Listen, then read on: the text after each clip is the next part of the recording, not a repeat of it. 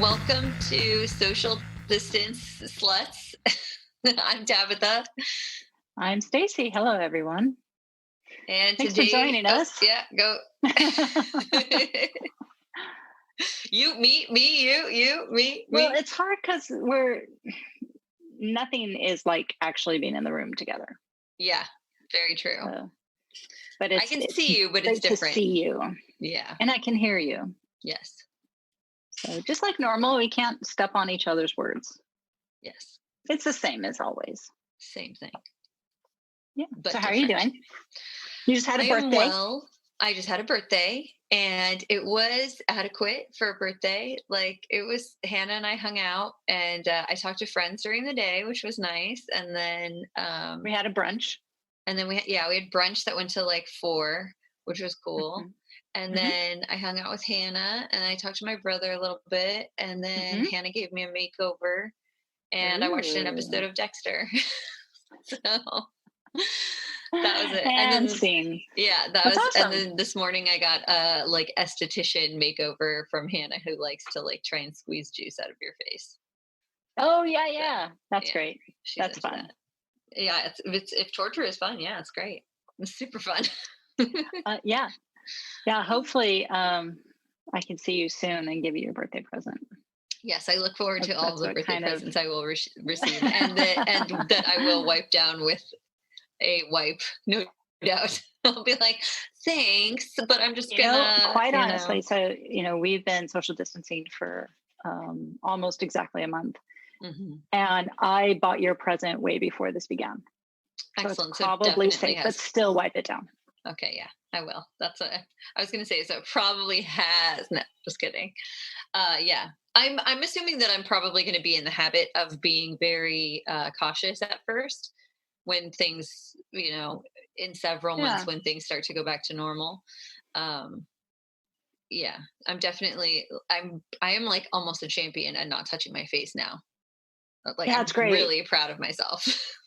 Same. And also biting my nails. Mm-hmm. Like I have nails now because I'm not biting them. See, I cut mine down because I was nervous about germs hiding underneath them. That too. No, that too. But instead of biting them, I'm actually like giving myself mini manicures just to, like you said, keep the dirt out from under them and not have anything weird underneath them. Yeah. No COVIDs underneath them. No. Yeah. No. But I think you're right. I think our lives will change after this. At least I think you may see people wearing masks more often, kind of like in Asian countries, how they do there, like when they're sick. It weirds me out. Like, obviously, I'm still affectionate with the people that I'm living with. And I haven't been around anyone else in like a month. But watching TV, I think I've told you, like I'm watching Ally McBeal and people will like go in for a handshake or a hug. And my first response is like almost a small panic. Like, don't do that. So it's definitely in my psyche. I'm dreaming about it. It's definitely running deep now. And I think once we come out of this, things will be different. I don't know quite how, and I don't know how widespread. It'll be interesting to see. I mean, that's part of how I'm staying positive about the situation is that obviously I'm a lover of history. And I'm trying to look at this situation from that perspective. One day, how is this going to play out in a history book? I mean, human beings have survived far worse. We have much, much better medical care than during the plague or the Spanish flu even. And so we're going to see a higher survival rate, I think, overall. Like we're going to focus on the numbers because it's catastrophic for the world right now. But I think if you look at it from the perspective of history, we're going to do pretty well as a species. You know what I mean? I think so. And even just the 24-hour news, although it's too much, I get it. But we're able to get information to even the smallest towns.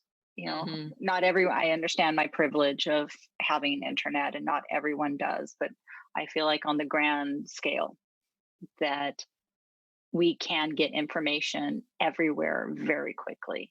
And you couldn't do that, in 1918, and especially during the plague. I mean, the best you could do is send a letter. Yeah. Right? And that's Maybe if a the guy carrier got there with pigeon, it. but Yeah. yeah. You know? So I think that does help. We had a slow start with talk that this was all a hoax and you could just ignore it and don't worry about it. That slowed it down. But the people that got it, they got it. I mean, I saw my friends and family like go into lockdown, which makes me feel very good. Like that's a gift we're giving each other. And that's a gift we're giving people that we don't even know. For me, we're it's pretty the curve. selfish though. Like, I have kids and I have an autoimmune disease and my son has a heart condition, and like, no, I'm not putting us at risk, in addition to the fact that I don't want to put other people at risk.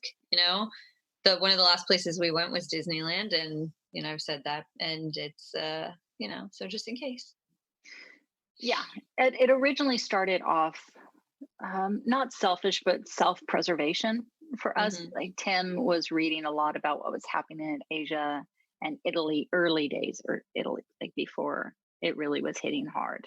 And he's like, I don't want to be an alarmist here, but I really think we should start social distancing. It was before that word was even the common phrase. And I felt a little stupid calling my boss, the president of the company, and saying, would you mind if I started working from home just until we find out what's going on with this virus thing? Like I tried to play it off like no one knows what's going on. Mind if I stay at home? And he's like, yeah, that's fine. There's no company-wide thing going on. Do what makes you feel good, which is very much my company, very much on brand. And so that's what I did. And at that point, it was just self-preservation because literally no one else was. So it was just me. And I'm looking around going, this is going to keep me safe, but we're fucked because no one else is doing this. We're all still going to basketball games and hockey games, and we're going to concerts. We're doing all this stuff. And then about a week later was the night that the NBA canceled the rest of their season. Yeah. And that's when we stayed home. Yeah. Now it's not just about me because I'm not going to make a dent. Like just me. Just my little 3-person family. I didn't feel like we were making a dent. It didn't matter. It only mattered for us.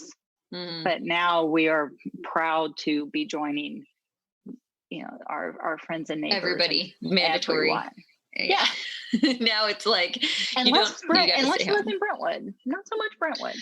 Yeah, there are a few areas where I think. I mean, we went for a drive because we're on day 18, 19, I think is it the 30th? So we're on day 19. Today's the 30th, yeah. So we're almost at 20 days. So we went for a drive a couple days ago, stayed in the car and just kind of drove around. And there was a degree of caution visible on the street. People walking their dogs, seeing other people coming and kind of backing out of the way and giving each other like plenty of space. But then we came up on a car accident, and the cops, were talking to the people involved in the accident. Everyone is but like you said, it was uncomfortable to see the people standing like they would any other day. Right. Where like you would see it and you wouldn't think anything of it. Normal. But seeing it and just thinking like, oh my God, they're so close together. They're standing like 3 feet apart. Like they're not far. And because now they're even saying that the 6 feet, 2 meters is not sufficient, So. Right. Yeah. I had that thought too. My son and I just took a drive just to kind of get out of the house. We kept the vents closed. Oh yeah. I did recycled air in the car for sure. Just recycled air. I told Hannah, I said, shields are up. We're surrounded by glass. The air is recycling inside the car. Like we're in a bubble. We're just taking our bubble from one place. Yeah. You're taking your bubble from one place to another. Volvo bubble. But next to me, a car got kind of close to me.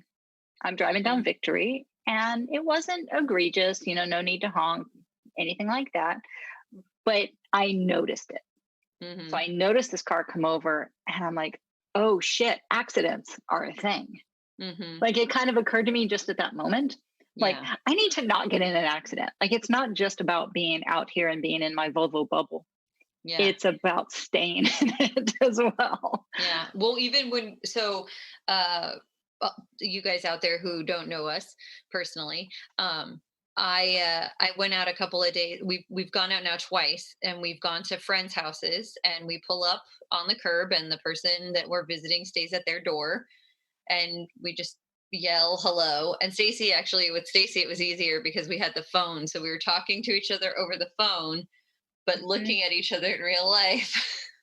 Yeah. And well, I was talking to you through this, so I just kept this like this and and but I had turned my car off, which I hadn't done the last time we did it, and it didn't, because my car has not been used for a month, so it's just been sitting, and it's hella old and has like a bazillion miles on it. So it didn't sound like it was going to turn over at first, and it was like, in that moment, I was like, your my car sometimes decides not to. Yeah, because like that, it's like a common problem with the Dodge. Yeah, the Dodge. I have a Grand Caravan, and it's like a problem that the battery just will die because the car has so much technology in it that like uses more electricity when anyway, whatever. It's a pain in the ass. Yeah. The battery dies sometimes. And when I'm sitting there turning the key, I'm thinking like, oh my God, what happens if the car breaks down? We're safe. At this point, we were at like 15 days. So it was like, we're safe. We're going to re-expose ourselves because I'm going to have to get a tow, or I'm going to have to get a ride from somebody else. Like, and I realized, and also now I only have half a tank of gas, and I really don't want to go get gas, despite how cheap it is right now, which is awesome. But also, people are saying use dog poop bags. Put a dog I've heard poop this. Bag I don't want to get out of the car. Like, anyway. I hear you. So I have half a tank of gas right now for safety. I filled up. I don't know how bad things are going to get. They may not get bad. Yeah. But if I need to GTFO and go to my dad's or something, like if literally there is no food in LA, my mind kind of went survival, worst case scenario. Well, it's always a good idea. And so I filled up my tank. Yeah, and that's why I left. We stopped using the gas because I had filled up also, same thing. And so we've used up about half a tank, and I said we have to have half a tank because just like accidents can happen, earthquakes can happen. We live in LA, and the way this year is going, who knows, So. Yeah, I had the same thought, and I never wanted to put it out in the universe. I had the thought while when we first started, because I'm like, hey, this is kind of like, when you have an earthquake kit. Oh shit. Yeah. Like if that happens, how overrun the hospitals would be and the emergency departments would be just dealing with earthquake shit. Like we ain't nobody got time for that right now. Yeah. So for sure. Sure. No, I thought about that the very first week, and it freaked me out. Well, so far so good. The upside of being home, and hopefully a lot of you out there are experiencing this pleasant side effect of being at home. It's that you are getting to spend time with your family, like chilling out, no pressure to go anywhere. I know people are working from home, but it's a lot easier when your commute is 3 minutes, and you can use your own toilet. I mean, come on, guys, it's pretty good. So, but even that, Tab, we got to say, even that is privilege. Because that's true too. Yeah, you're right. I worry for people that don't have a great home life, and now they're stuck.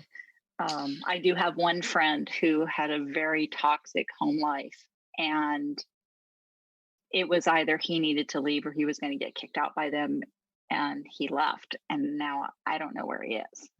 Oh, that's he's older. He's older. He's in his late 20s, so I'm sure he'll be okay. He's kind of a survivor type anyway. But that's one thing I wouldn't want to have to worry about. Like, luckily, I really like the people I live with, and I'm treated well, and so are they. But I know that not everyone is. So yeah, that's true. If that's the case, if you're not in a good place, I would love to find some resources for you. There are resources available, actually. I don't have any links on me. Yeah, maybe we can let's put some links on the site when we get this up. Okay. Yeah, okay. Definitely. But what you were originally saying is valid, so keep going. So for Hannah and I, Hannah likes to cook, and one of the things that she has missed out on, and I kind of have missed out on, are food related activities. We like to do food related activities. So Disney was having their food festival. I kind of looked at some of the stuff. I didn't get to try any of it yet. I planned on going the next week, and that did not happen. And so, and then actually this week, Hannah was supposed to go do a culinary. For those of you who don't know, Disney offers a variety of classes at the park to show kids, potential careers that they can have, and they're really awesome classes. So she was going to take this culinary class. So we've been making food a lot and eating a lot of really good food. Again, that is privilege. But I got to tell you guys, I'm using tricks my grandma taught me that she learned during the Great Depression and rationing in World War II. So some of the stuff that we're cooking tastes amazing, but is actually like old food, and not old food, but No, I get what you're saying. Leftovers, and you reclaim fats and stuff like that. So you get a little more creative in the kitchen. Sure. And so one of the women that I'm going to talk about is kind of a culinary, hero of mine, and of a lot of people, that you don't even know how much you love her, but you love her. Right. Okay. Yeah. So the theme of this episode then really is, I think we're looking at things that maybe we're doing right now, taking advantage in the good ways of being socially distant. You talked about cooking more. We're probably watching more TV. We're playing more board games. We're doing stuff that we maybe normally don't. So what we thought we would do was talk about women that had a hand in inventing some of the things that we're taking advantage of right now. Yep. Is that a good way to say it? Perfect. You summed it up. Perfect. Summed it up nicely. My work here is done. All right. Who should go first? You want to rock? You should go first, because no, you go first, because you already had a segue in with the cooking. Yes. Okay. Right. So that's one of the things that we're doing right now more is cooking. So you're going to tell us about someone who invented something, or is in the forefront of it. Okay. And she invented this effectively in her home. Right. Okay? And it's something that is probably, I would say, in 75% of you people's homes right now. Okay. Oh, okay. So I'm going to tell you about Ruth Graves Wakefield. Have you heard of her? No. Wakefield, no. So she grew up in Massachusetts, and she, like so many of our female heroes, attended a state normal school. Yay for the normal schools. With a focus in household arts in 1924. So household arts would be eventually would become what you would consider to be home ec, which would include managing a household budget, recipes that utilize everything in the kitchen, things like that. Things that don't really people. I mean, I learned from my grandma, but I don't know how many people actually learn those things anymore. Yeah. Which is unfortunate, because they're important skills, right? I wish I had more of them right now. See, they come in handy.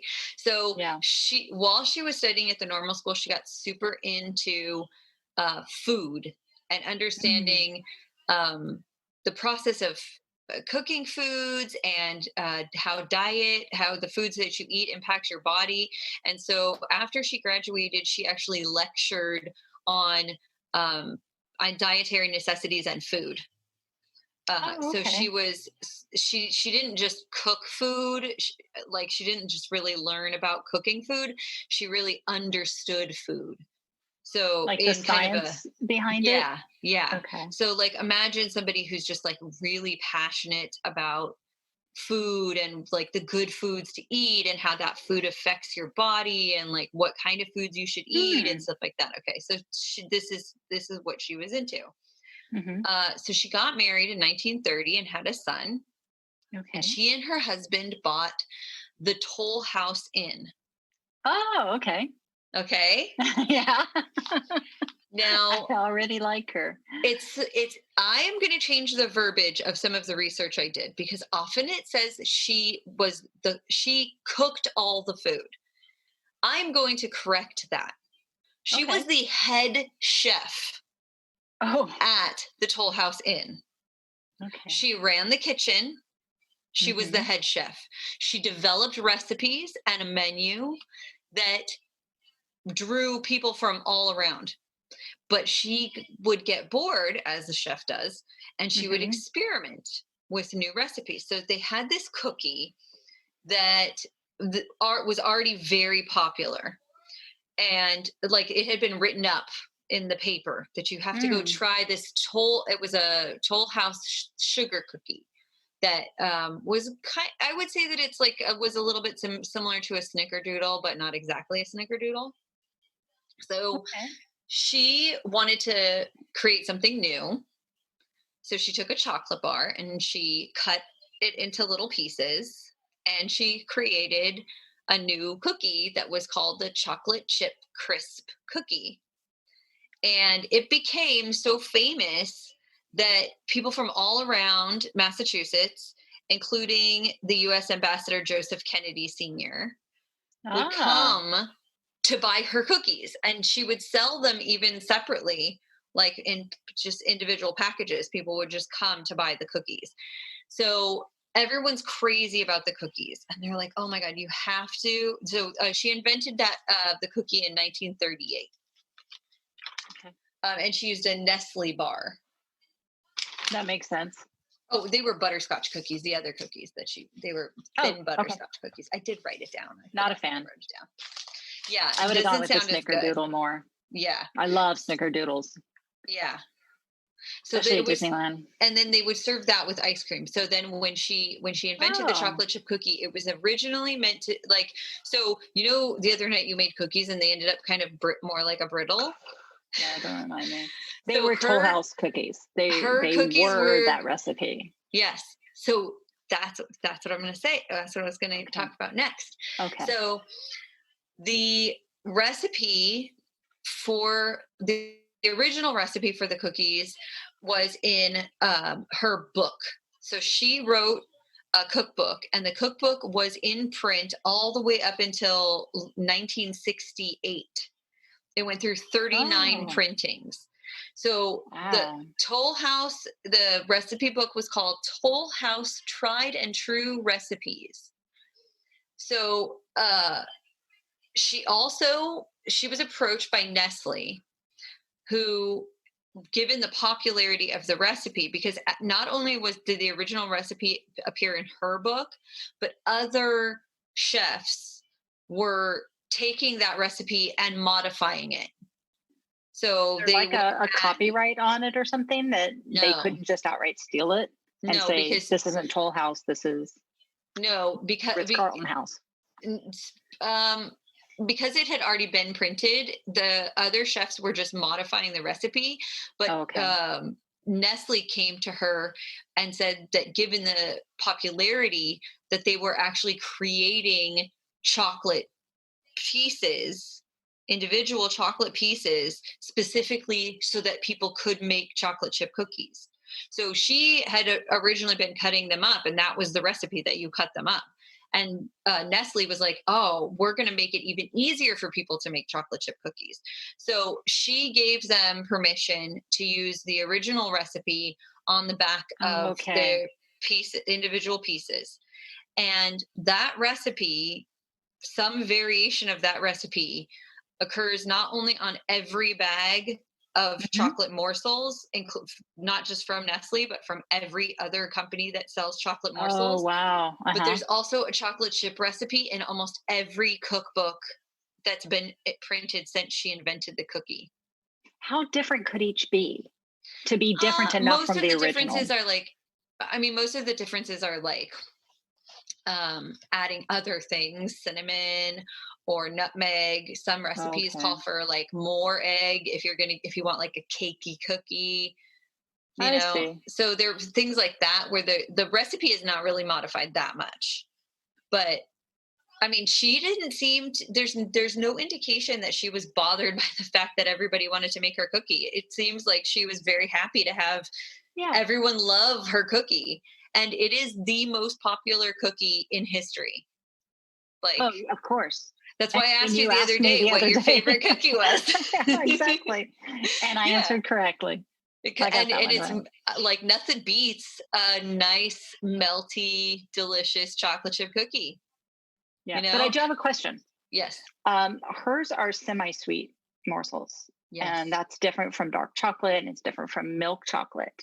Yes. So was that her thing, the semi-sweet? Did she originally, when she was making the little chips herself, was that a semi-sweet bar, or is that something that Nestle did particular for her? No, it was a semi-sweet bar that she used. And the bar itself was not just a semi-sweet bar, but it's also a semi-sweet baking chocolate, which has a different melting temperature. Okay. Which allows the chocolate morsel to stay intact while the cookie is baking. I always wondered about that. Like, how does it not just become absolute, just liquid, just like seep into the cakey bits of the cookie? I think it's it has like a higher oil content maybe, or something like that. It's got like something in it that changes the melting temperature. Because they're not really, it's not the same thing as like a chocolate, like candy bar.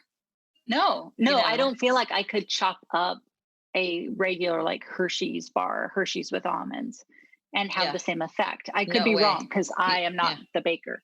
Oh no, definitely. If you put Hershey's bar in there, it's going to melt. It's going to be a big mess.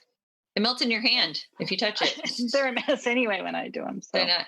But it's also funny because you wouldn't really think to like eat a bar of semi-sweet chocolate, but man, I can throw back those morsels. Absolutely. That's why I was wondering what the difference was, because you don't see candy bars out there. Like, oh, here's Hershey's semi-sweets. Yeah. Like, no, it's full sweet. It's not semi-sweet. Semi about it.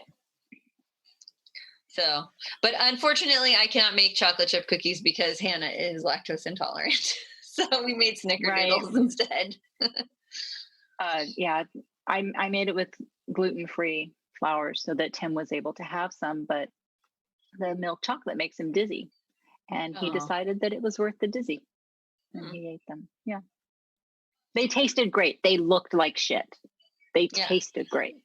Sometimes I think I know from talking to you. I think I know what I did wrong. Yeah. Also, hers was served with chocolate or with ice cream.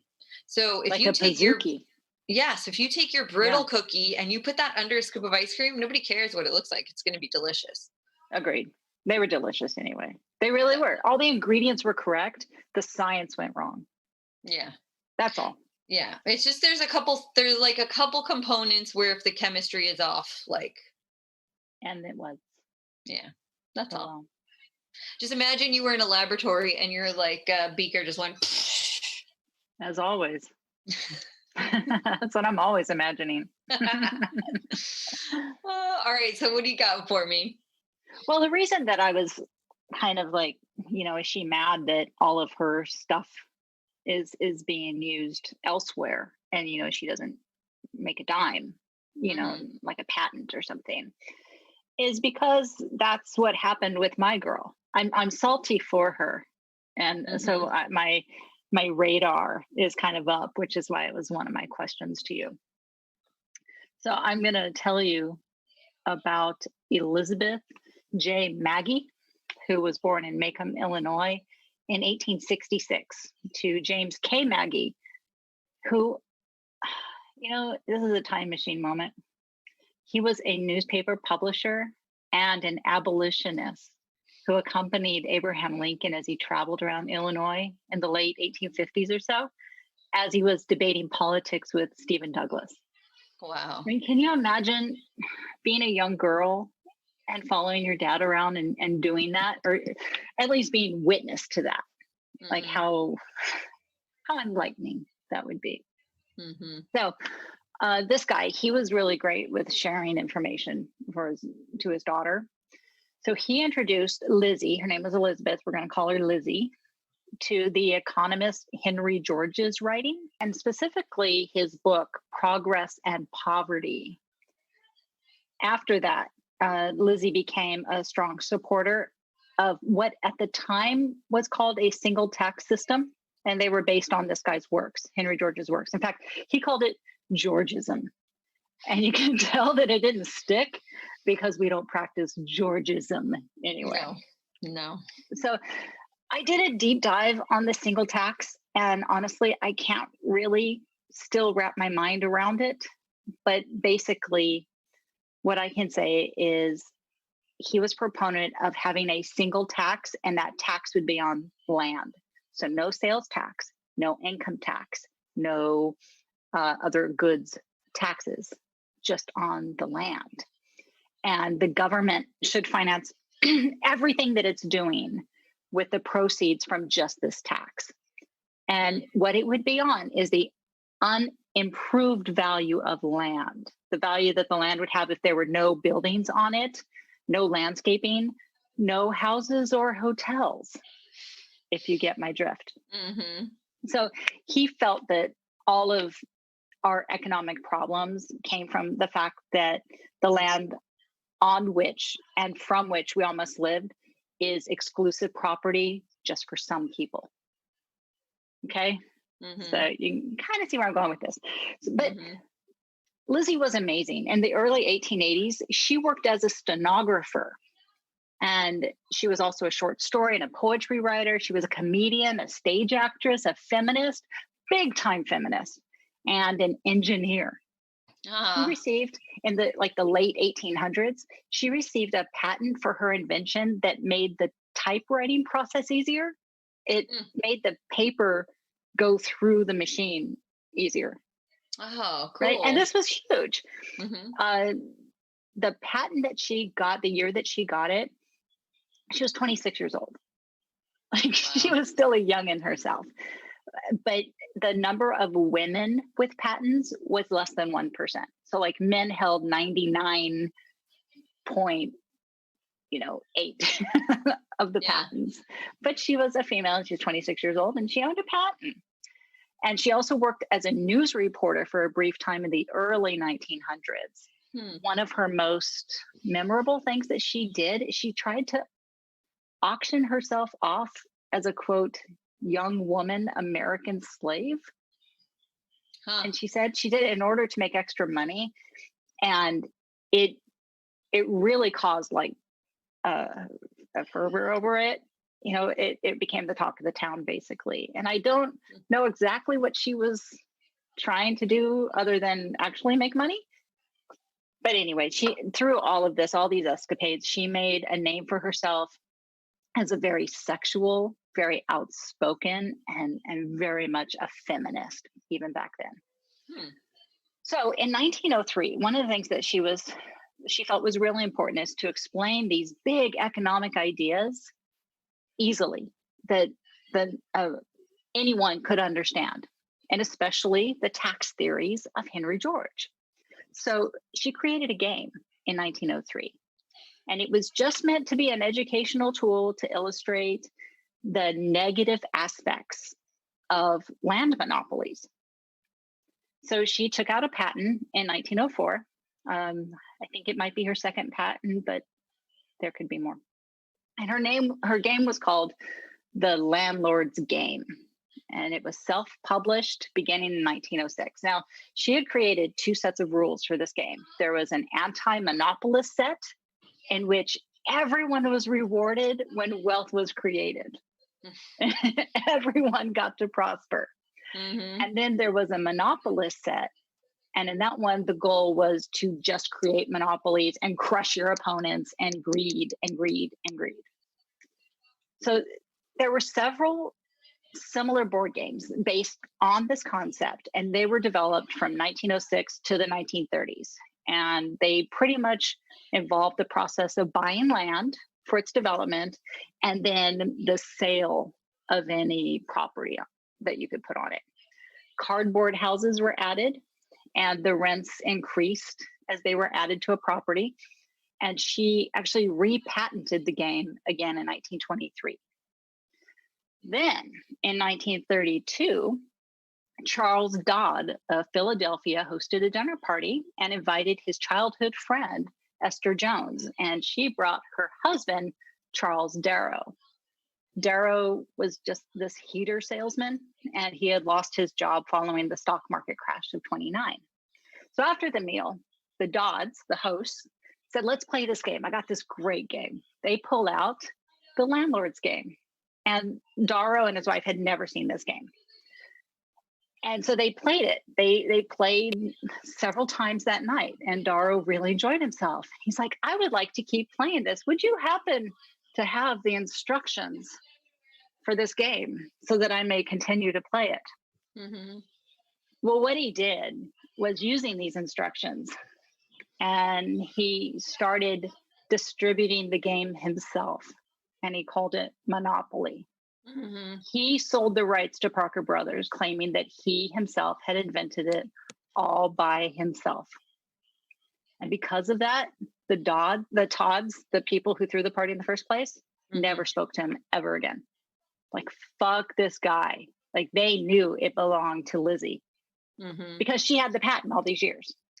And it was a popular game. Like, kids made their own boards in colleges.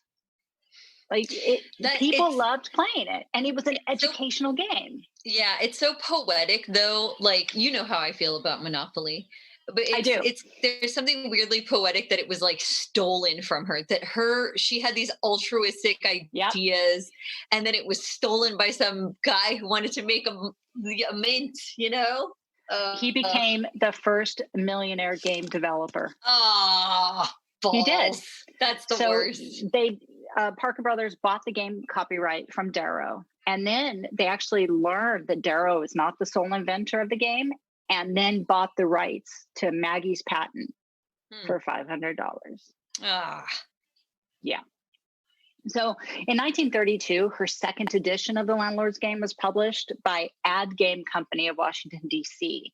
This is probably another self-publishing thing, since no one is now, that's not a name like Parker Brothers. Right. Yeah. It was a company in Washington, D.C. And this version had two games in one. There was an alternate rules for a game called Prosperity. Now, she gave an interview in 1936, and it appeared in a newspaper in D.C.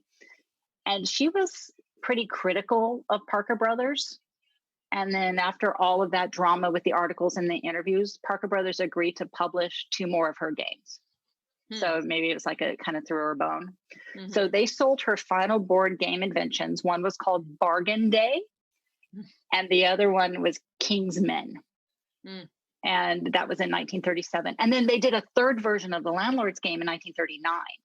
So in Bargain Day, shoppers compete with each other in a department store. So still trying to probably teach supply and demand, that sort of thing. Because that was her whole thing about educating these big ideas of economy to the masses. And then in King's Men, it was this like weird abstract strategy game. And there really aren't many copies, if any, of the Parker Brothers version of the Landlord's Game. And then the Bargain Day and King's Men, they're less rare. So that's kind of her story. She died in Staunton, Virginia in 1948 at the age of 81. But she has this huge legacy. No, she did. And although, like, if you do know her name, it's probably synonymous with the Landlord's Game or Monopoly. But she really should be remembered for trying so hard to communicate all of these big economic ideas. It wasn't just about collecting property and attempting to become the largest and greediest real estate holder on the board. It was about learning how to operate and be successful in real estate. Like, well, let me go down this path. I was bankrupt. Okay, I don't want to go down that path. I want to do this. I think that's what she tried to do. She explained in her own words that her game was, quote, a practical demonstration of the present system of land grabbing with all its usual outcomes and consequences. And then, of course, the other thing that she should be known for is her ability to find ways to fight back against, these ideals in a time when women were treated lesser than men. Yeah. But she grew up in this household of abolitionists. They taught her to fight for what she believed in. Mm-hmm. And that's what she did with the landlord's game. She was able to communicate her views on the large industrialists, the big guys, the guys that could, squash her, right? Yeah. Mm-hmm. She could go after them, basically. Like, their way is fucked up. Having all these monopolies and hurting the little guy is really fucked up. But she didn't go in the newspapers and say it. She didn't go on the radio and say it. She made a game. That's right. Subvert the system, train the young. Yeah. It allowed her to illustrate her perspective on the system of all these fucking landlords and monopolists, and how that was failing the average Americans. Unfortunately, we now love monopoly because it lets us do the opposite of this. But she should be remembered as a progressive, awesome feminist in a time in which that was hard for a woman to get a foothold in that kind of arena. Mm-hmm. Right? Yeah. And did you know that there's a feminist themed Monopoly version? No. Yeah, it's called Ms. Monopoly, and the properties are replaced with inventions by women. Oh, that's actually pretty cool. Yeah, but there's this woman, Marie Kondo, who's author of The Monopolist. It's a book about Lizzie and her board game. Mm-hmm. They criticized the game for not including Lizzie's landlord game in it. That should have been like, go. Yeah. Right? Yeah. Yeah. Since it's basically the prototype for everything that is Monopoly. Mm-hmm. So Monopoly itself was invented by a woman. That's pretty cool. And maybe it's something that you all are playing at home. I think we should find the other rules. Well, I can tell you, Tim and Kent used to play Monopoly several games a night. And Tim started teaching Kent when Kent was 5 and was ruthless. He did not let that little guy win until finally Kent beat Tim, and like on the regular. So there was one year for Christmas, I think Kent was 7. I found an original. I found the Darrow edition. Mm-hmm. And it's just in one small box. And Kent opened it up inside and goes, "Oh my God, is this a 1936 Darrow edition?" It was pretty cool because we had learned the history of it, part of homeschooling. Okay, you love Monopoly. Here's where it's from. Yeah. But yeah, we didn't find a landlord's game. No, that's too bad. Maybe we can look around and find those other rules and use a Monopoly board and play by the good rules. There you go. Play by Bernie Sanders rules.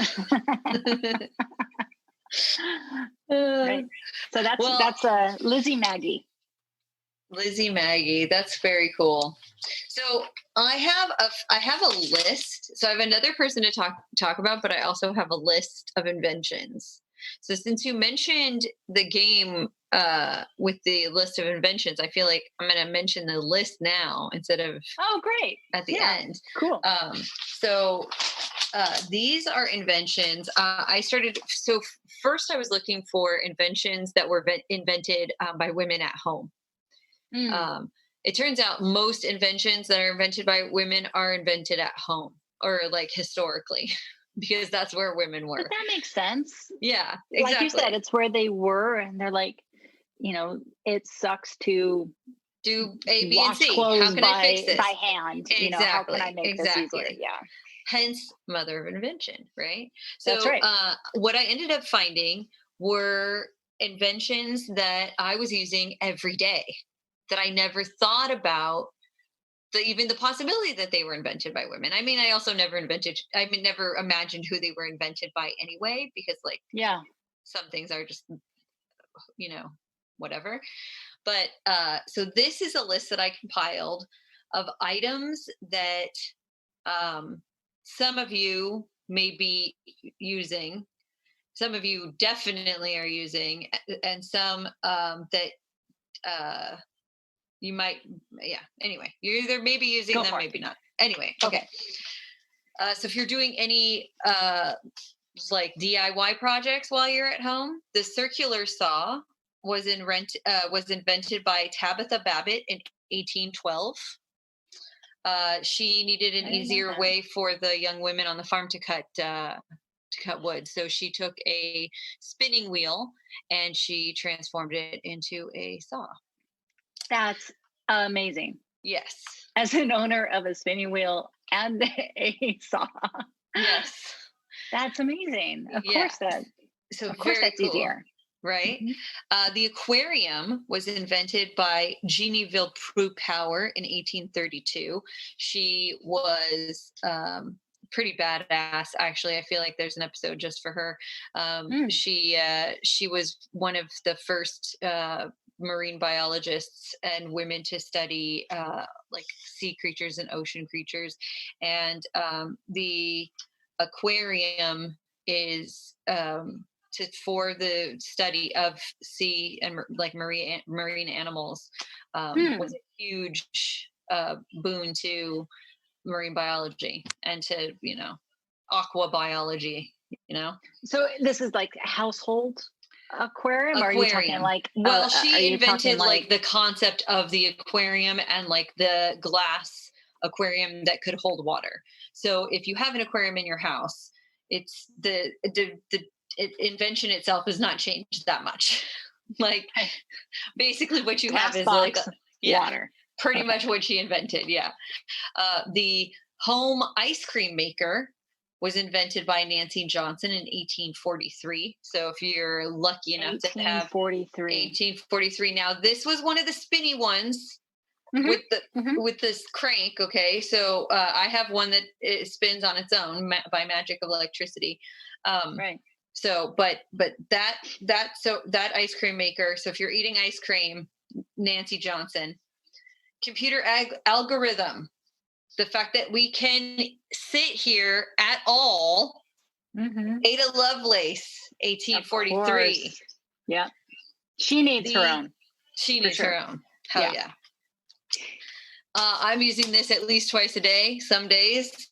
The dishwasher was invented by Josephine Cochran in 1872. Thank you, 1872. Josephine. Thank you so much, because I want to see the prototypes. There are pictures. Yeah. And it's really, it's very cool. The ironing board, if you are like, I use mine today because I'm making masks. Okay. Oh, yeah. So what she invented specifically, and I will say that this is kind of a strange thing to admit, but the first time I saw an ironing board, when I realized that the front end could be used to go into a sleeve, I was very impressed. I was like, whoever did that?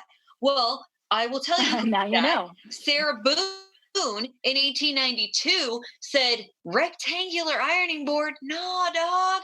We got to curve off this end. Sarah Boone is the reason you can iron your sleeves.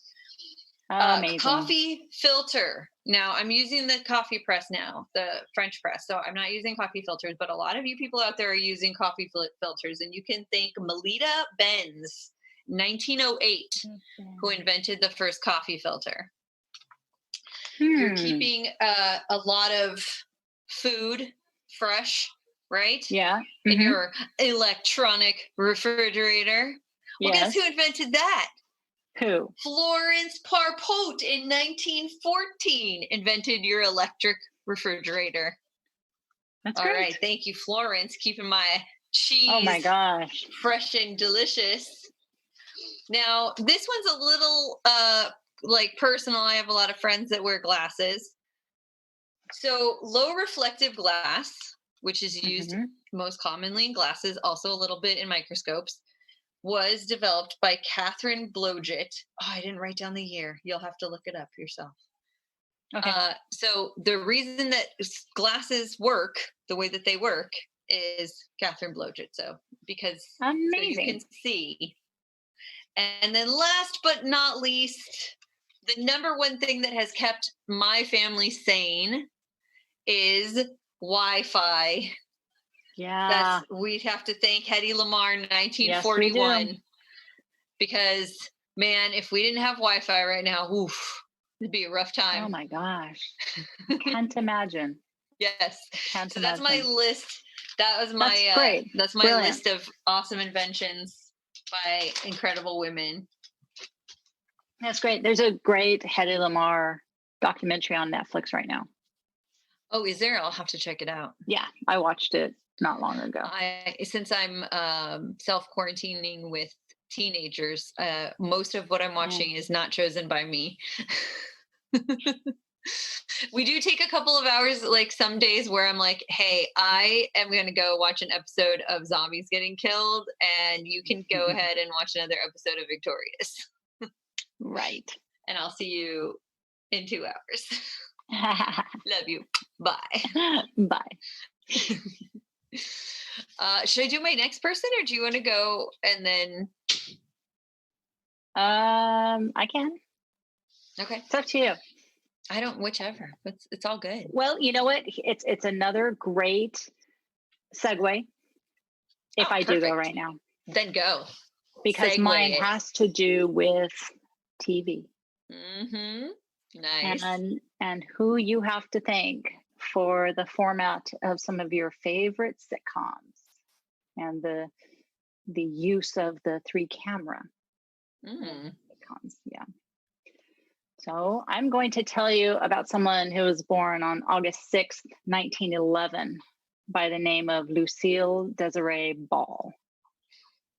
You probably heard of her. She's a little famous.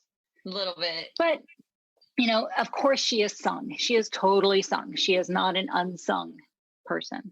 Mm-hmm. But every time we talk about someone that we have heard of, like when we did the Arthur, or Phyllis Diller, you know, 2 of the people that I adore, I learned new things.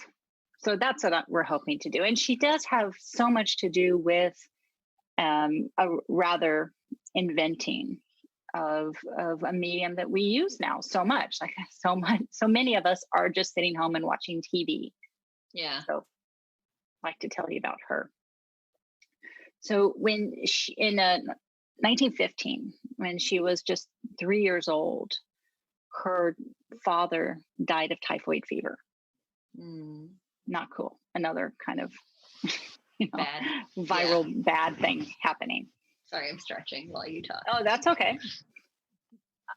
She didn't recall a lot from the day her father died, but she remembered that a bird got trapped in the house. Like she was at the window and she was kind of sitting at the window and it was open and a bird flew in and got trapped in the house, and it scared the shit out of her. You know, she was 3. Mm-hmm. And from that day forward, she suffered from fear of birds. Ornithophobia, fear of birds. Yeah. So 4 years after her dad died, her mom's name was Dee Ball, and she married Edward Peterson. And while this is kind of weird, but her mom and this stepfather looked for work in another city. And so the stepfather's parents cared for Lucy and her brother.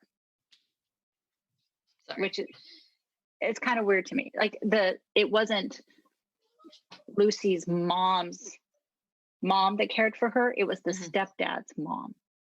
Well, maybe they just had a closer relationship. Could be. So it was her step grandparents. Right? Yeah. So I was really close with my step grandparents. These people were like puritanical Swedish people. Oh. They did stuff like this. They banished all the mirrors from the house except for the one over the bathroom sink. And one time she was caught looking at herself in the mirror, and she was severely chastised for being vain. And she said that really kind of fucked her up. Those are my words. That it affected her for a long time, just kind of dealing with that. So that was weird. Okay, so then cut to 1925. She's 14 years old, and she starts dating. She starts dating this 21-year-old guy named Johnny DeVita. And reports are that he was just a local hood, just a hood from the streets. And the mom, Dee Dee, she was unhappy with this relationship, as you would be with a 21-year-old hoodlum dating and your 14-year-old daughter. Right. So she had a hard time getting Lucy to end it with the guy. And she expected it just to kind of burn out on its own, which I don't really understand because, I mean, maybe. I don't know. It just seems, I don't know. It seems weird to like allow it to continue to happen. Yeah. So after about a year of this relationship, wow, Dee Dee tried to separate them by saying to Lucy, didn't you want to be in show business? Didn't you want to be an actress? You should probably just leave here and go be an actress. And it was really to get her away from this guy. So they didn't have a lot of money, but Dee Dee arranged for Lucy to attend the John Murray Anderson School for the Dramatic Arts in New York City. And she did. She enrolled there in 1926. And Lucy says of herself of this time, I was a tongue-tied teenager spellbound by the school's star pupil, Betty Davis. Oh, wow. Yeah. And actually, this really sucks. The school wrote to Lucy's mother and said, quote, Lucy's wasting her time and ours. She's too shy and reticent to put her best foot forward. And all that did, I mean, good on her. And this is a lesson for all of you. Like, don't put up with that shit. If it's something that you want, go get it. Like, don't let that criticism get you down. Because Lucy did not let that criticism get her down. She was determined to prove her teachers wrong. And she returned to New York City in 1928. And at that same year, because I don't know if you know this, but when she was young, gorgeous girl. Yeah.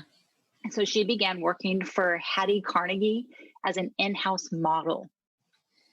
Carnegie ordered Ball to dye her then brown hair blonde. Okay. And she complied. Of this time in her life, she said, Hattie taught me how to slouch properly in a $1,000 hand-sewn sequin dress and how to wear a $40,000 sable coat as casually as a rabbit. Meaning a rabbit. Yes. Coat, no, I know. Okay. Not rabbit's a cheaper. As if a rabbit would wear a sable coat. No, it's like a cheaper. It would be a cheaper fur because everyone was wearing a fur. Yeah, right. So at this point, though, she did become ill with rheumatic fever and she was unable to work for 2 years. So we have a little bit of time jump here because of that. And then in 1932, she moved back to New York City to resume her acting career. And she supported herself again as, I don't know if you remember this, but the Chesterfield cigarette girl.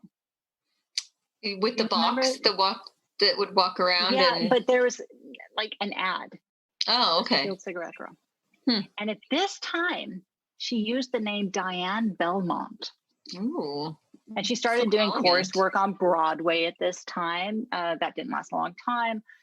And then she was hired and quickly fired by theater impresario Earl Carroll and from his Vanities. It's kind of like Ziegfeld Follies type. Earl Carroll actually had a club here in LA that my great grandfather played in. And I have playbills and stuff from him being at the Earl Carroll nightclub. That's cool. Yeah. So she was a Goldwyn girl, starring in Roman Scandals, 1933, that starred Eddie Cantor and Gloria Stewart. Do you remember who Gloria Stewart is? She's the old lady in Titanic. Oh. Yeah, that was Gloria Stewart. Yeah. Okay. So she moved to Hollywood at this time. She was in small movie roles in the 30s for RKO. She did a thing with the Three Stooges. She did a thing with the Marx Brothers, Room Service, 1938. And then she appeared as one of the featured models in Fred Astaire and Ginger Rogers' film Roberta. And then she was also in Top Hat and was in Follow the Fleet. All of those are Astaire and Rogers. And in fact, Lucy and Ginger Rogers are distant maternal cousins. Really? Yeah. Wow, So they're that's kind of related. interesting. I Did go they to know Ginger that they were Rogers. related? Were they like? I don't know. That I don't know. I don't That would know be if that's interesting. just like after the fact. Yeah. I'll have to find If out. Ginger Rogers is just like, oh, I guess we'll give Lucy, you know, she's my second cousin's Oh my third God, child or whatever. I love Ginger Rogers. I go to her grave. I go put flowers on her grave every once in a while. She's buried out here. She's buried in the same your backyard. She's right there. No, she's buried in the same graveyard as Fred, oddly, in Chatsworth, but not together. They're on absolute opposite sides of the cemetery. Isn't that weird? There are a lot of old Hollywood people buried in the Chatsworth Cemetery.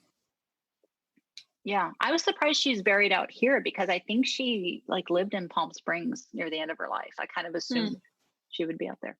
Anyway, different actress. I might have to talk about her some other time.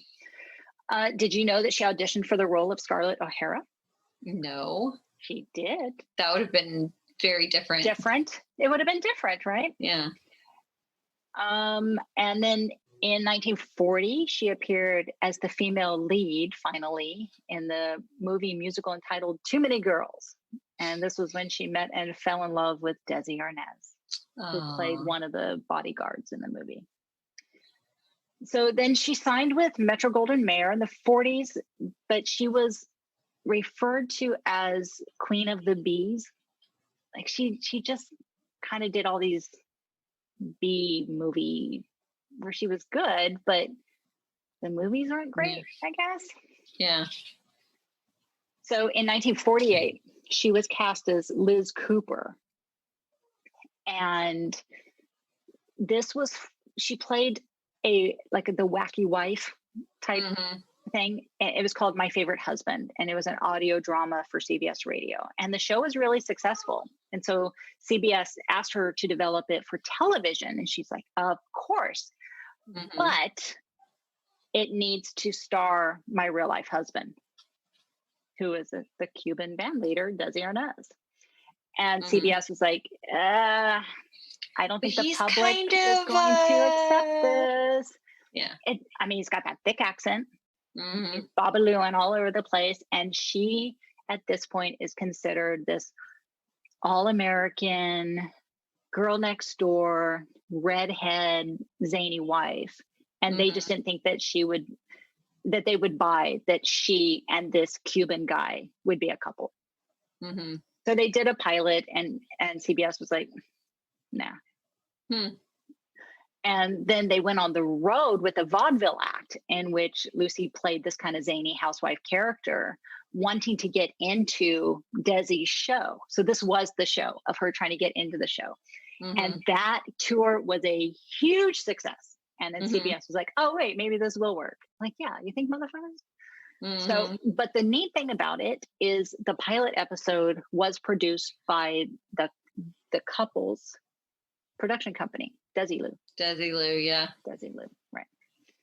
So this is when we get into how much this has impacted television.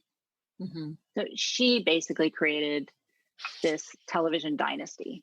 And in doing so, she achieved a lot of firsts. So she was the first woman to head a TV production company, Desilu. It's hard to believe that she would be the first because, this was in the late 40s. But yeah, she was the first. After their divorce in 1960, she bought out his share and she became a very active studio head. Wow. Desilu and I Love Lucy, specifically that show, I Love Lucy, they pioneered, like I said before, a number of methods that are still in use in TV production of today, like filming before a live studio audience. Oh, wow. That was they pioneered that. They were the first show. Yeah, I think so. But I don't understand kind of how that's possible, because radio shows were done before a live studio audience. And basically all you need to do is slap a camera there, even if it's one camera. You got your live studio audience, you got your camera, and you got the people that are on the stage, the sound stage, right? But what she did pioneer. What was hers was filming before a live studio audience with 3 cameras, distinct sets that were adjacent to each other. Mm-hmm. Like I went last year or the year before and saw Big Bang Theory being filmed.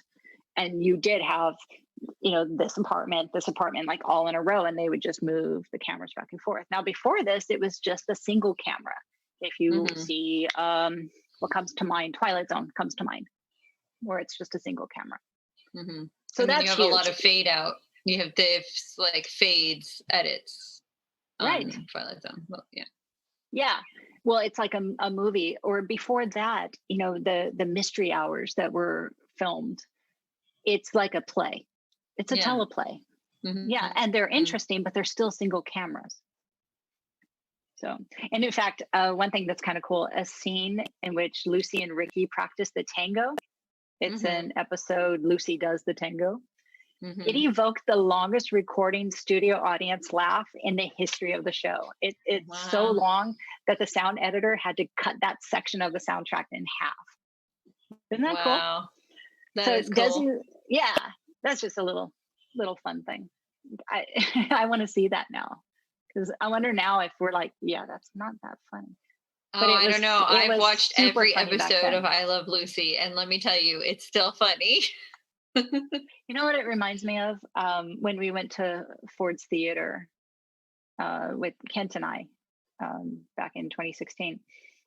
And they said that the other one, John Wilkes Booth, that he waited for what he knew because he was an actor. He was familiar with the play Our American Cousin, I think. Mm-hmm. And he knew when that big laugh was, and that everyone would go, ah, and it'd be so loud. And that's when he shot. Mm-hmm. And there was a woman up on stage, like, and here's the line. And she said the line, and everyone went, oh, because it's not that funny. It's a geography joke. You had to be there. But I wonder if it's like maybe that. It's like also just like No, I don't know. There are some pretty hilarious, because if I'm remembering correctly, she's also trying to hide something from him at the same time. So she's like, as always.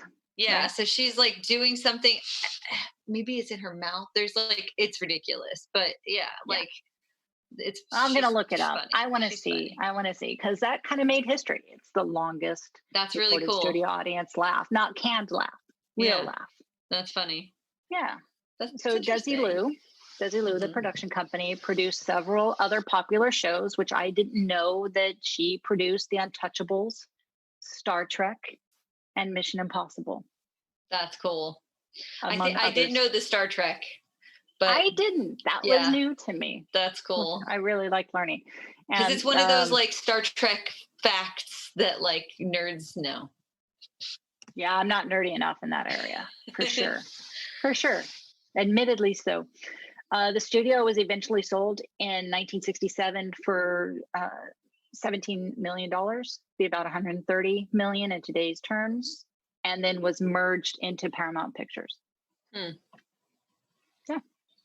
That's really cool. April 18th, 1989, she complained of chest pains at her home in Beverly Hills, and she was taken to Cedars-Sinai, where she was diagnosed with dissecting aortic aneurysm, and she underwent an 8-hour aortic transplant, and it was successful. And she was able to go home, and she was able to walk around the room. And then shortly after dawn on April 26th, she woke up and had severe back pains, and then she lost consciousness. She died at 5:47 a.m. at the age of 77. And it was determined that she had a ruptured abdominal aortic aneurysm that was not related to her ascending aortic aneurysm. Sounds like a lot of aortic issues. Well, the abdominal aortic aneurysm, people that smoke seem to succumb to that. And she was a smoker all her life. In accordance with her wishes, her body was cremated, and the ashes were initially interned in Forest Lawn, Hollywood Hills, in Los Angeles, of course. And then in 2002, her children moved her remains to the Hunt family plot at Lakeview Cemetery in Jamestown, New York, where her parents and her grandparents are buried, and her That's brother cool. as well. Yeah. And then something that I found that has nothing to do with TV. When Ball registered to vote in 1936, she listed her party affiliation as communist. Nice. And she was registered as communist in 1938 as well. Really? She hosted communist parties at her house. Mm-hmm. Yeah. Interesting. So she said she voted for Eisenhower, though. And she was among several stage and film stars at events to support FDR and the March of Dimes. Yeah. But then when she had to, in 1953, she had to meet privately with the House on, what is it? House Un-American Committee, Yeah, right? Yeah. Or House Un-American Commission? Un-American, Commission. The investigator, his name was William Wheeler. And that's when everybody was getting blacklisted. She gave him sealed testimony and stated that she had registered to vote as communist or intended to vote as a communist in 1936 at her socialist grandfather's insistence, that she at no time intended to vote as a communist. But like, she held parties at her house, right? Yeah. So maybe this was just a covering your ass. She stated that she had never been a member of the Communist Party to her knowledge. Like, wink. Mm-hmm. She did not know whether or not any meetings were ever held at her home at 1344 North Ogden Drive.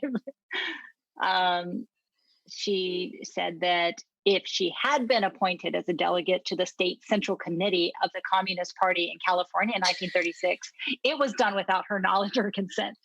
Is that just like a little bit too much detail going on? I mean, she was also married to a Cuban man. She did not recall signing the documents sponsoring a meal freed for the Communist Party nomination to the office of member of the Assembly of the 57th District. So that probably didn't happen. No. Desi, sometimes he would warm up the audience. You know that? The warm-up guy. The audience. Yeah. He well, told let's the explain audience. It actually. Should we explain it to the audience? Okay. Like, if you've never been to a taping. Yeah. So a guy comes out and he gets you studio audience, and hype guy. It's a hype guy, usually a comedian of some sort, and he talks with the audience, maybe plays some games with the audience, keeps the energy up. It's all about energy. He lets them know when this light comes on, you're supposed to clap, be quiet during these times. And there's a lot of downtime when you're filming. And so he keeps everyone like happy and keeps the energy up. So Desi was doing this. Mm-hmm. And instead of the usual warm up, he told the audience about Lucy and her grandfather. And he reused a line that he had first given to Hedda Hopper in an interview. She's that famous entertainment gossip columnist. Mm-hmm. And he said to her, the only thing red about Lucy is her hair. And even that is not legitimate. Interesting. Yeah. That's funny. So that's some stuff about Lucy. I like it. I love Lucy. I love it. I love Lucy. So my next person, our final person for today, kind of has something to do with TV also. So fun. We're going to go ahead and tie in that way. A lot of people are also taking advantage of this time to do some spring cleaning and, get rid of things. Goodwill's not taking your donations right now, though, just FYI. So I'm going to tell you about Marie Kondo, who has... This is great. I only know the name, and I didn't watch her show. You did not. So I did watch it. It's called Tidying Up with Marie Kondo. And apparently before this, she also wrote some books and stuff. I was not hip enough to be on her, like to know about her until she was on Netflix. So her name is also KonMari. That's her Japanese name. She was a consultant and author from Japan. She's written 4 books. What she what she says about her love of cleaning is basically that she was born this way, loving to tidy up. She tells her story in one of her books. She's written 4 books. She has an Emmy nomination. She was voted one of 2015's 100 most influential people. So when it came time for the school children to go out and play, Marie instead chose to take her free time to reorganize the bookshelf. And she kind of became like a little bit obsessed with the bookshelf, to where like it was like kind of getting ridiculous. So in her own words, this is how she describes her childhood obsession with the bookshelves. Okay. I obsessed with what I could throw away. One day I had a kind of nervous breakdown and fainted. So this has been like backed up by other people that like she was so intensely like consumed by putting this shelf in order that she like passed out. And she's in grade school? She was a young girl? She would be young. She'd be maybe 6 or 7. Wow. When I came, I was unconscious for 2 hours. When I came to, I heard, When I came to, I heard a mysterious voice, like the god of tidying, telling me to look more closely at my things. Now, so what I think is happening here, okay, now, like, I love her. Don't get me wrong. She's freaking amazing. I'm pretty sure what we're dealing with here is a person who has anxiety disorder and maybe a little OCD, and has not only like overcome that, but has taken it and turned it into a superpower. So she, like, as she grew up, she spent a lot of time in Shinto monasteries, and actually is a Shinto priestess. So so she's very into her Shinto faith. Yeah. And a lot of the Shinto ideas about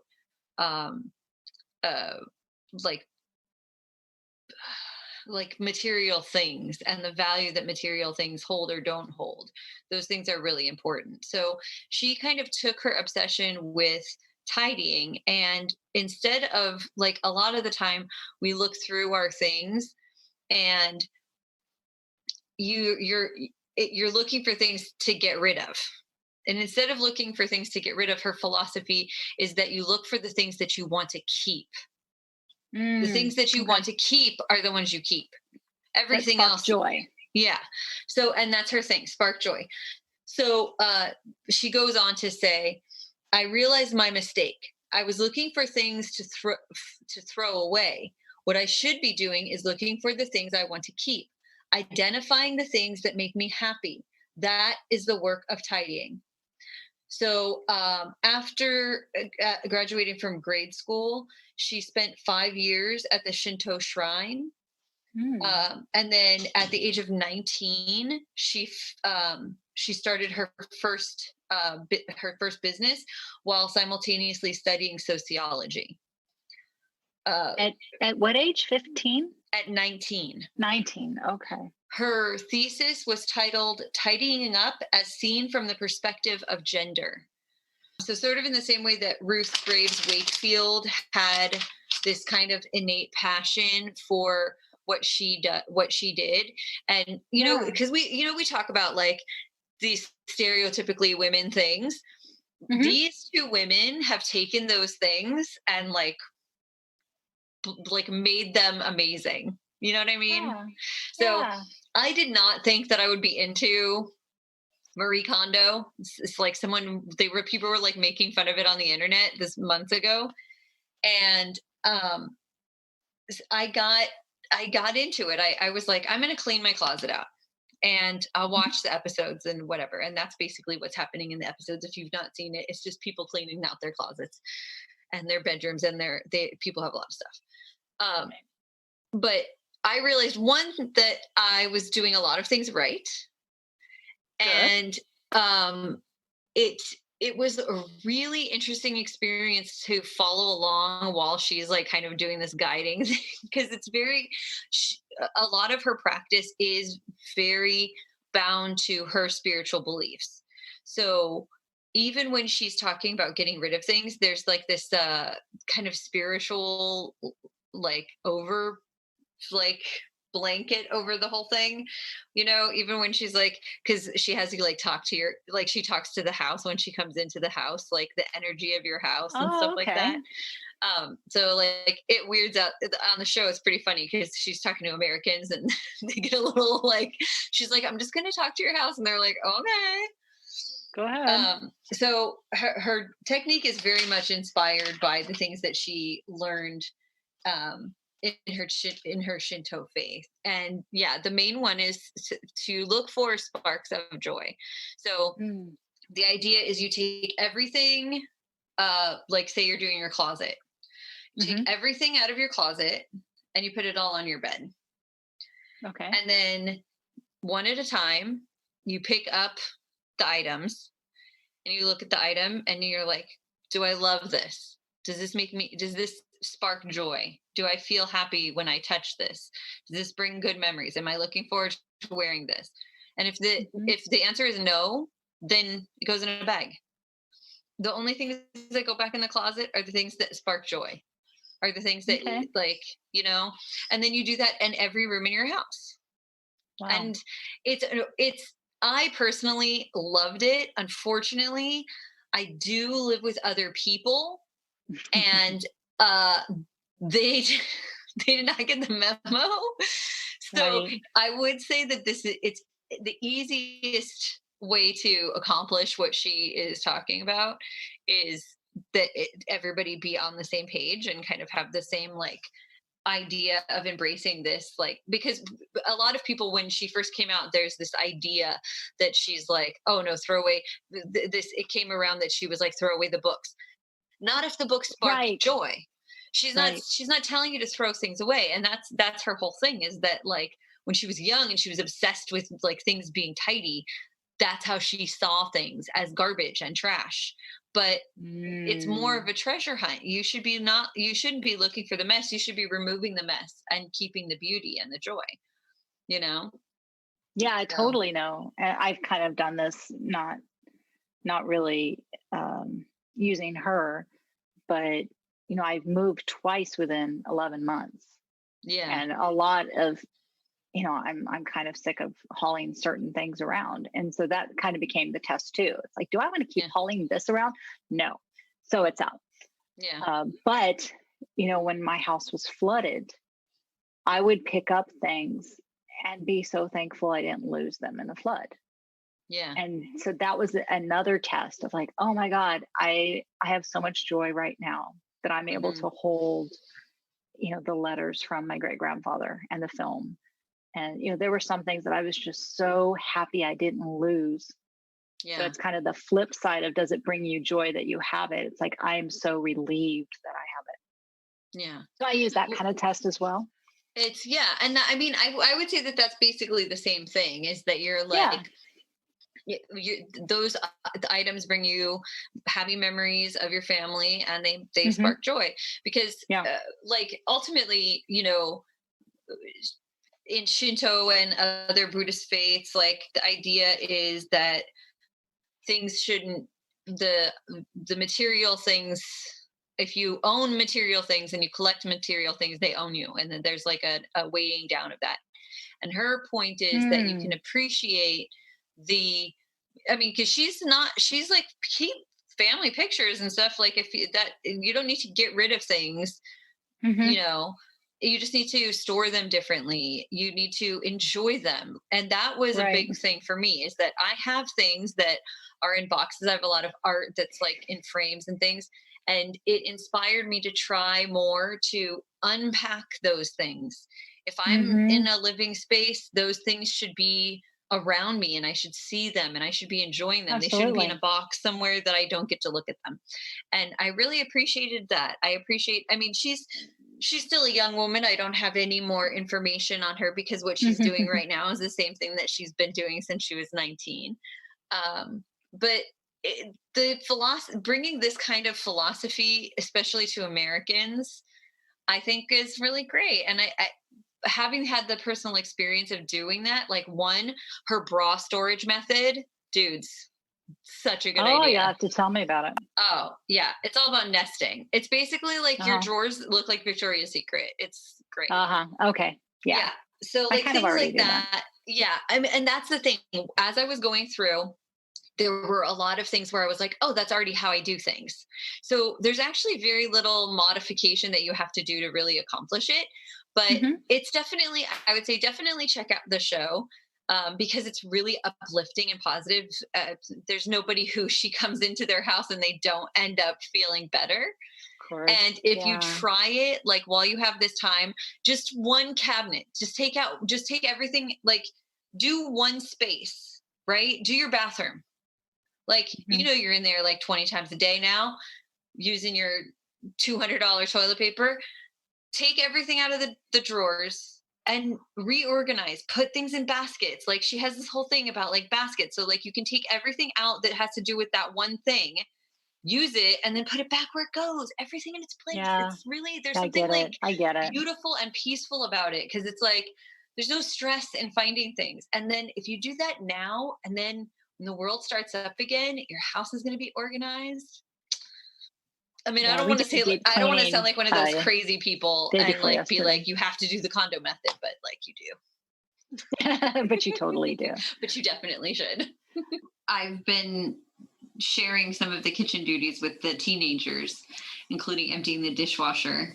And at first I was kind of like, hey, this goes here and this goes here. And then I realized that I have a 16-year-old who's emptying the dishwasher, and I'm just going to go ahead, if something's in a really wrong place, I'll just put it.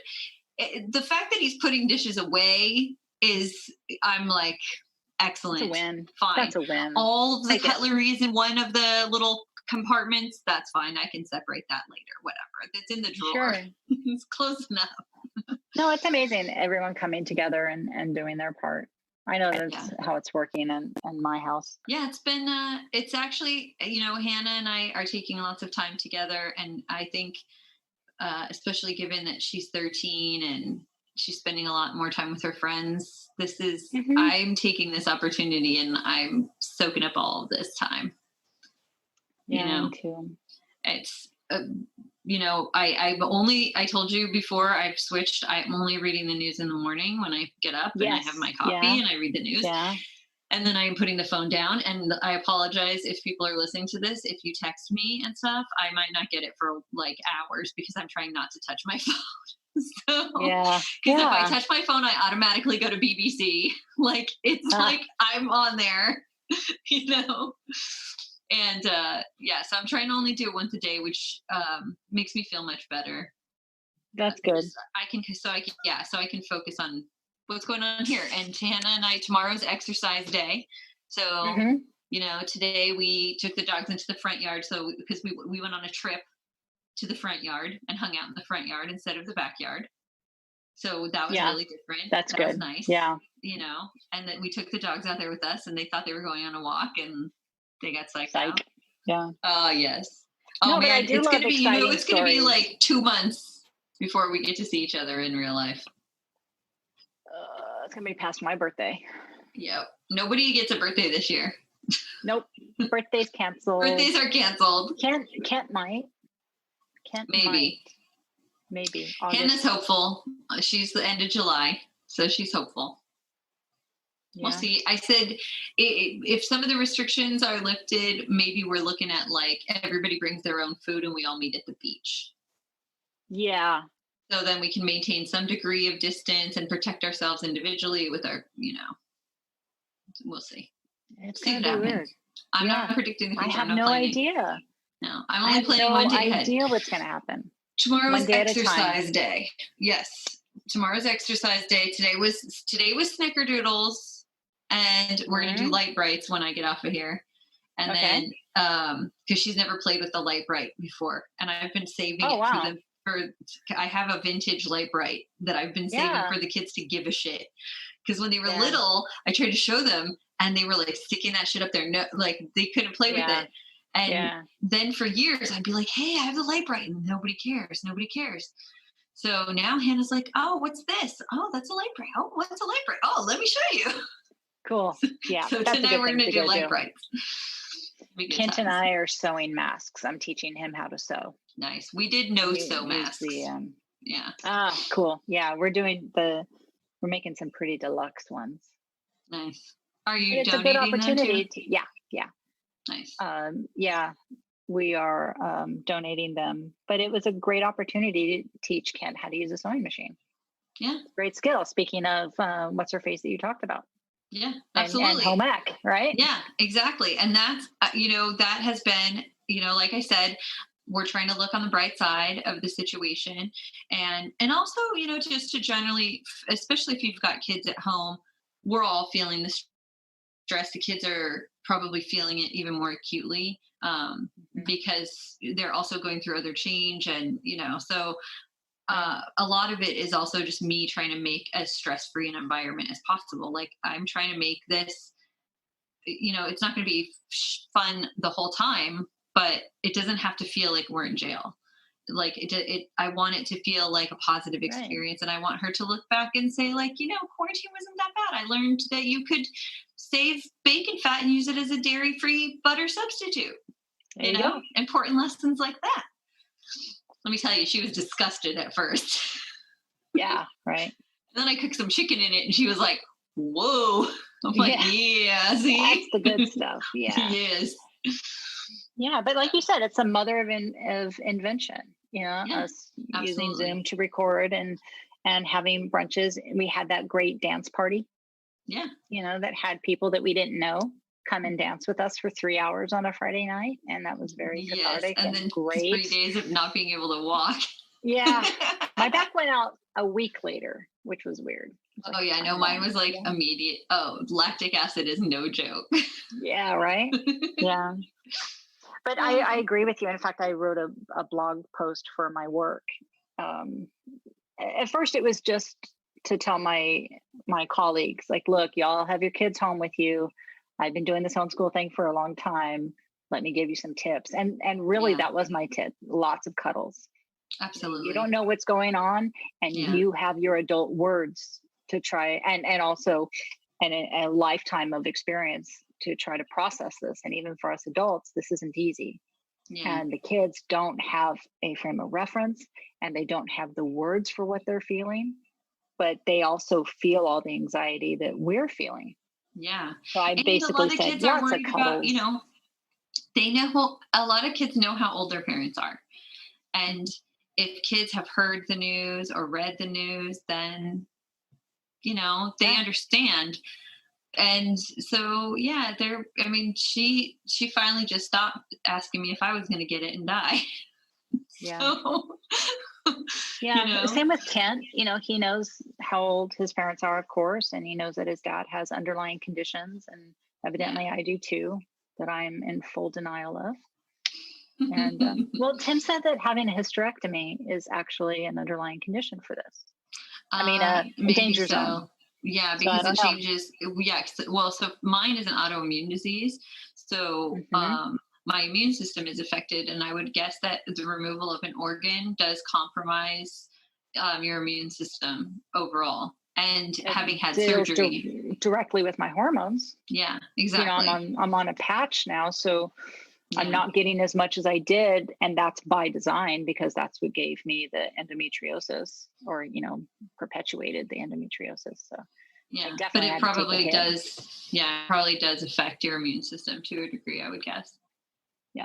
So I'm lucky. I get people who I'm not on immunosuppressants. I take something for my thyroid directly. So instead of trying to stop the disease, I just treat the symptoms of the disease. Which doesn't really do anything. But anyway,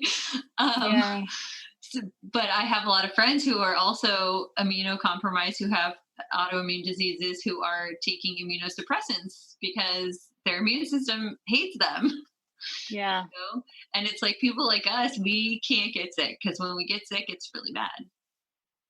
So that's why we're staying inside. We're staying inside for those people. And I appreciate that. Like, I mean, I'm staying inside too to protect myself and to make sure I don't bring it home for my kids, Yeah. But I appreciate that when I see other people taking it seriously, because that means other people like me who have an invisible disease are going to be protected, And I don't know if people really know this, but 30% of all women have an autoimmune disease, which means 30% of the women in the United States are potentially at increased risk.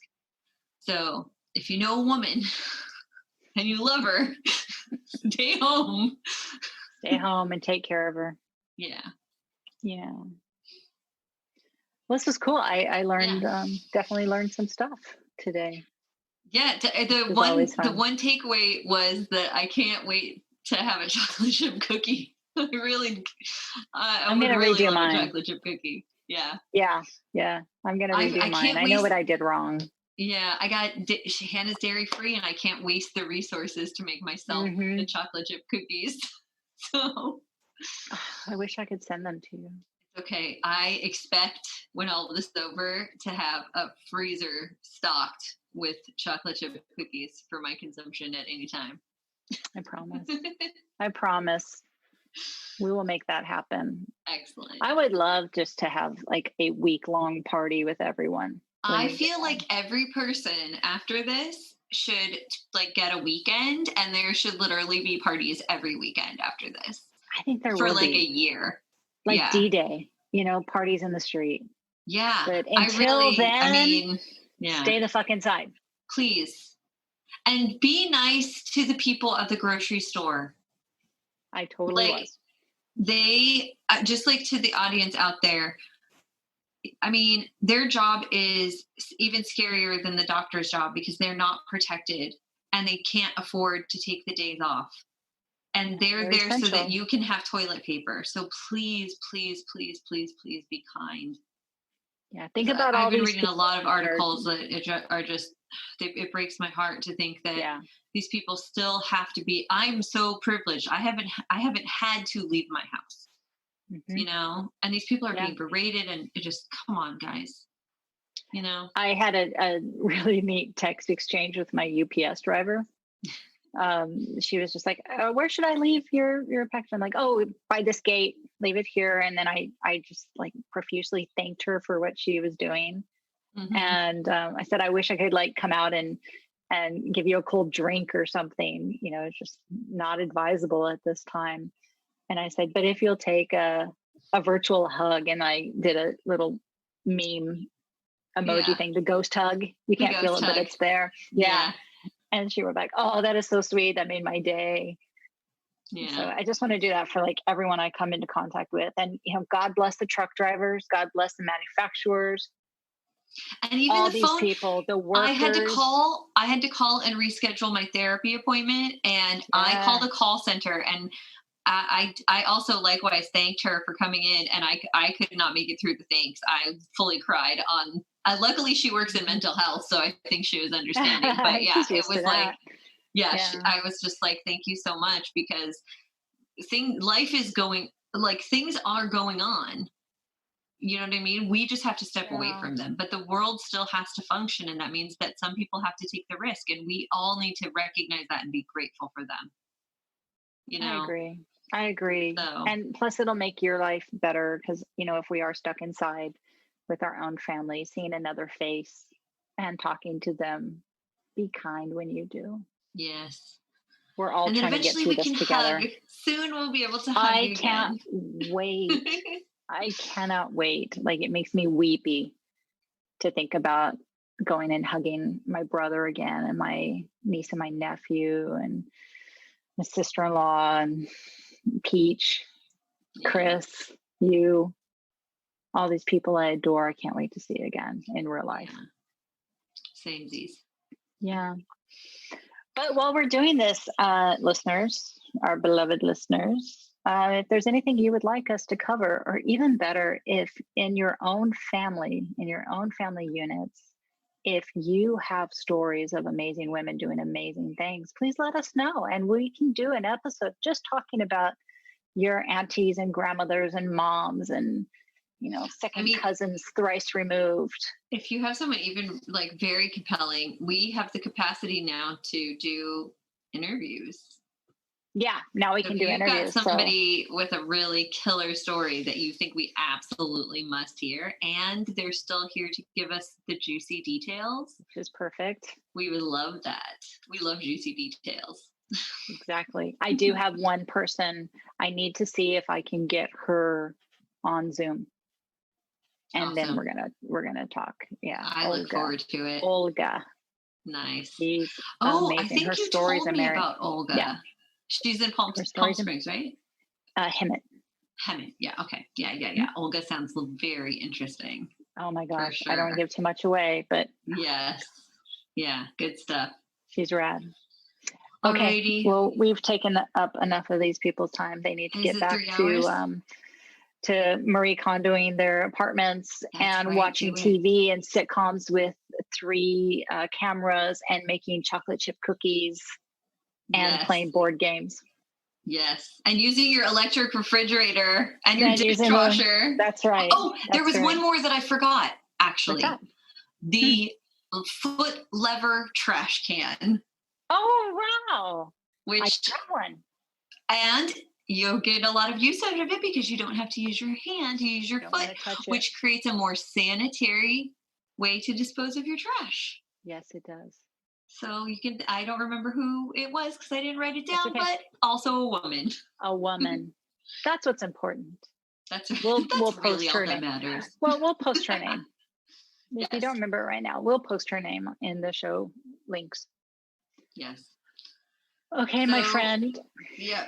To stay inside and stay slutty. That's right.